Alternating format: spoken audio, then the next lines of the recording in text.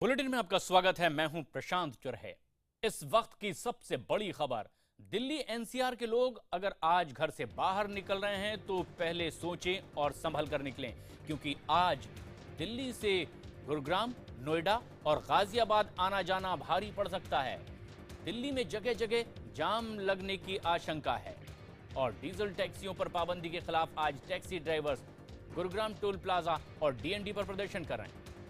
Taxi drivers की मांग है कि सरकार को कोई बीच का रास्ता निकालना चाहिए ताकि उनका परिवार चल सके। हम आपको यह भी बता दें कि सुप्रीम कोर्ट ने एनसीआर में 1 मई से डीजल टैक्सियों पर पाबंदी लगा दी।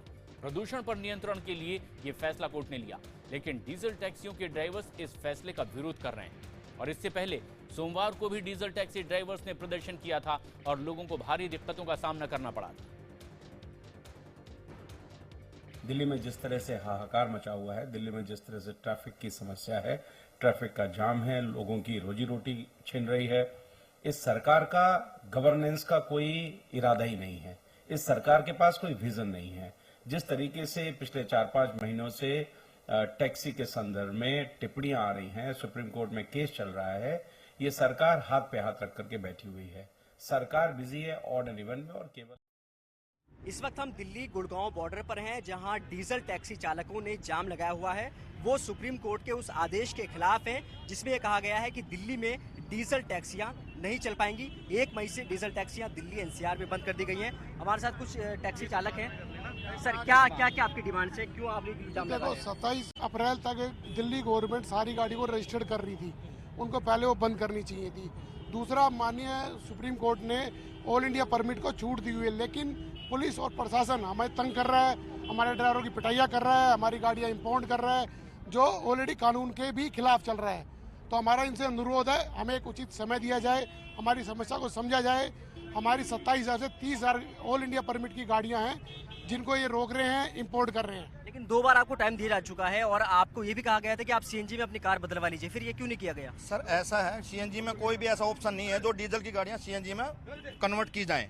हम मिले थे, अफसरों से मिले थे, कोई भी आज तक है ही नहीं। पेट्रोल की गाड़ियां कुछ जो हैं जो सीएनजी में कन्वर्ट हो चुकी हैं। हम ये गवर्नमेंट से कहते हैं, सुप्रीम कोर्ट के हम कदर करते हैं, हमको जो गाड़ी पास कर दी हैं उनको टाइम दिया जाए जहाँ तक उनका परमिट है। और हमारी 27,000 गाड़ियाँ हैं, उसके बजाय 30,000 गाड़ियाँ ऐसी हैं जो गवर्नमेंट को टैक्स भी देती हैं, स्टेट टैक्स देती हैं, प्राइवेट चल रही हैं। वो डिफेंस में भी चल रही हैं, आर्मी में, उसमें एयरफोर्स में भी चल रही हैं, एमटीएनएल में चल रही हैं, रेलवे में भी चल रही हैं, सभी अफसर। यानी आपका ये कहना है कि जब तक आपकी गाड़ियों का परमिट है तब तक तो उनको छूट मिली जानी चाहिए? जब तक हमारी गाड़ियों का परमिट है हमको छूट मिलनी चाहिए। और जो आप नया रूल लेके आए, कोई टैक्स लगा के, कोई इन्वायरमेंट टैक्स लगा के, कोई भी हमारे लिए कोई टैक्स लेके आए, हमारे पीछे 10 लाख आदमी जुड़े हुए हैं। हर गाड़ी के पीछे 10 आदमी जुड़े हुए हैं, 10 लाख की कोई रोजी रोटी है। तो आप साफ तौर पर सुन सकते हैं, टैक्सी चालकों और मालिकों का मानना है कि इस फैसले की समीक्षा की जाए और उसके बाद जो नया नियम लाया जाएगा उसको ये मानने को तैयार होंगे। कैमरामैन अनिल सूद के साथ जावेद अख्तर, दिल्ली, IBN 7।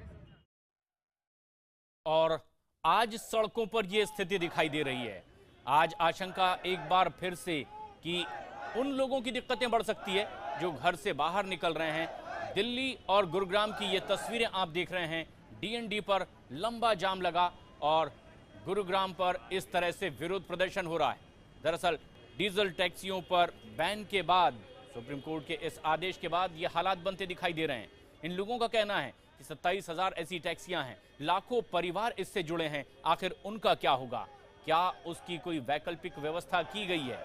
और ऐसे में विरोध प्रदर्शन सड़कों पर कुछ इस तरह से दिखाई दे रहा है, लेकिन लोगों की भी दिक्कतें बढ़ रही है।